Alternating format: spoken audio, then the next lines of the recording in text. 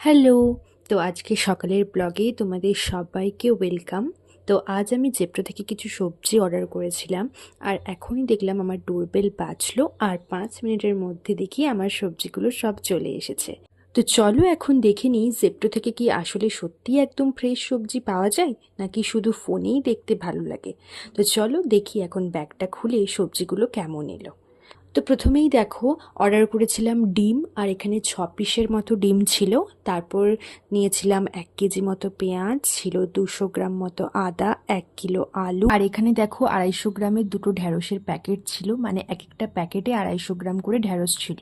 তারপর লঙ্কা আর ধনেপাতার একটা কম্বো ছিল, যেখানে লঙ্কা 100 গ্রাম আর ধনেপাতা 100 গ্রাম ছিল, আর সব শেষে ছিল 500 গ্রাম টমেটো। তো সবজিগুলো দেখে তো আমার বেশ ফ্রেশই লাগছে। তো আজকের জন্য জেপ্টো তো আমার কুকিং মুডটা একদম ভালো করে দিল।